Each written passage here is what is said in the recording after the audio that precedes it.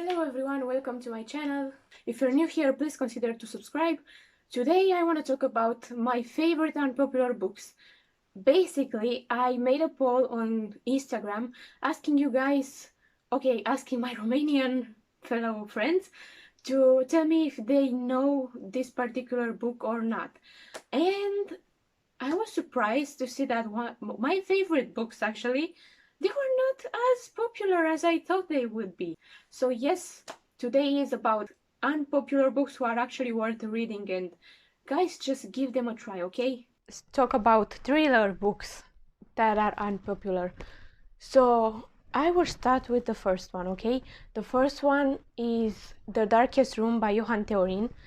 This book was the first book I ever read in like 3 days, and it's a pretty big book. So this book is basically about a couple, a family in fact, that moved to El Point.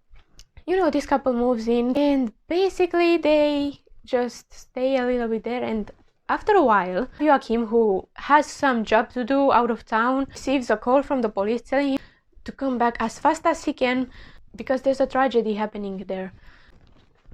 And at first Joachim is sure it's about one of his daughters. He has 2 daughters, but when he gets there, is actually his wife. And I don't want to talk about it too much because honestly, the first thing is that I don't remember as much because it was like ages ago. Even if I don't remember all the details, still this book remained in my heart and in my head. Like, honestly, this book surprised me so much, and I'm still thinking about it even today. Alright, so he gets home and he sees it's about his wife, and you know, blah blah blah. Things start to go downhill, and basically the story is a thriller.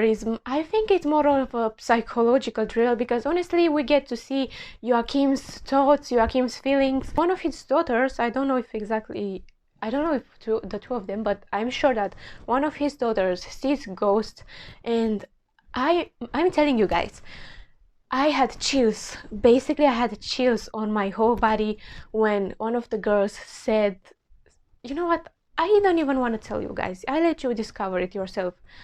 It's basically a story with ghosts and how you can cope with pain, and I think I will reread it one day, honestly. This book was the one who actually made me be obsessed with books. And now the second book is Echoes from the Dead. I'm sure I just had the weirdest pronunciation ever. Never mind. Okay.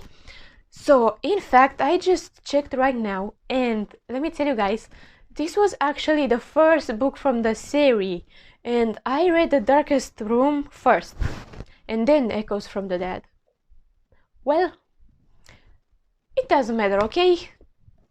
You guys have to start with this one first and then with The Darkest Room. But it doesn't matter because I honestly understood. Okay, so this story is about a little boy who gets lost on a foggy day, and basically this book, it just messes with your head so much. Why I'm saying this? Honestly guys, because I was 100% sure that that was the killer. I was sure, I could bet on it. Honestly, I could bet on it. But he wasn't. He wasn't the killer. So I just stayed there being mad at Johan Theorin because, oh my goodness, you guys, this book is so amazing. If you love spooky, creepy crime novels, those 2 books from Johan Theorin. Okay guys, the next one is, what's the name? Oh yeah, Crybaby by David Jackson. Okay, so basically this is also part of a series, but I didn't know back then and I read it last summer.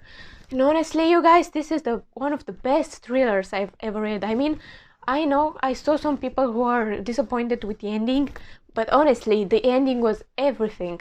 Long story short, this book is about a woman who's attacked, and the man who attacked her actually calls her and tells her that I have your daughter. In order for you to get your daughter back from me, you have to kill someone.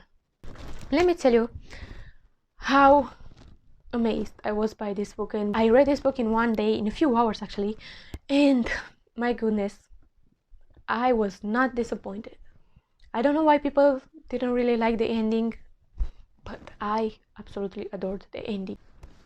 Okay, the next book is Don't Make a Sound by the same author. And no, it's not the movie. I have my friends telling me that, is this the same like the movie Don't Make a Sound? No, I honestly don't even know what the movie is exactly about, but I know I looked it up and it doesn't have anything to do with the book. Alright, so this book is basically about child abductions, and honestly, if you are sensitive, I wouldn't recommend this book because it's a graphic book. Okay, the reason why the children are kidnapped, you're just like, what? Okay, so this book is actually about children being kidnapped by a strange couple, and they are an old couple. Why would they just steal people's children? Like, it doesn't make any sense. Okay, so I decided to put another book which I didn't actually mention on my Instagram page, and that is I Remember You by Irsa Sigurðardóttir. If there are fellow Nordic friends, tell me how to pronounce it because I don't know, honestly. I don't actually remember what it's about because I read it like years ago when I was in high school, and all that I remember about this book is that it freaked me out, you guys. Literally my heart was pounding so fast. I just wanted to finish it so fast because honestly I don't even have words. Okay, I was so scared while reading this book and so fascinated by how Irsa is writing, and that got me buying some of the other books of her.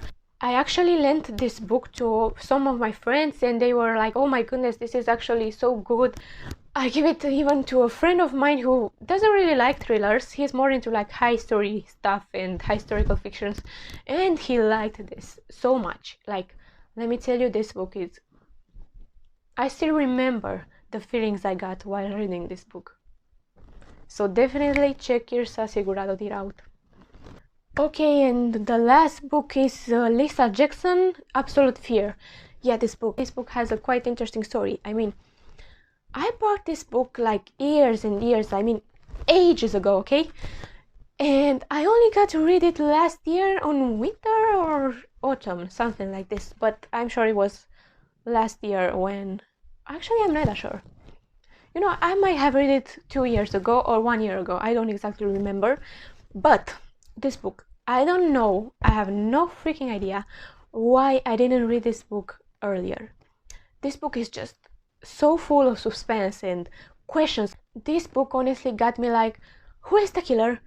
What is he doing? Like, and then I was like, and how is the mental institution linked to any of this? This woman is amazing. As you can see, Lisa Jackson, David Jackson. Yes, I was wondering honestly if they two are husband and wife or something, because they were both writing thrillers, they both had the name Jackson at the end. I was like, okay, what is going on? And guys, let me tell you something so interesting. I actually emailed David Jackson and I'm gonna read it to you guys. So I got on the original website, on his website, and I saw that it was an email, and I actually told him about how much I love his books and if he's related, like I said, to Lisa Jackson, because the name was similar. They were writing both thriller books. Okay, Lisa is actually also writing romance books, because the first book I read from her was a romance combined with crime. I don't know. But I told him that. Okay, so he answered. Dear Andrea, many thanks for getting in touch. It's always lovely to hear from readers, especially when they have such nice things to say. Actually, my wife is called Lisa Jackson, but she's not the writer. Very best wishes, David. Like, oh my goodness, so his wife is actually called Lisa, but she's not the writer I'm talking about. That was so, like, what a coincidence. I mean, that's amazing. Johan Theorin, Irsa Sigurðardóttir. Johan Theorin, I said already. David Jackson, I love them. I just love them, okay? Okay, so goodbye, have a nice day.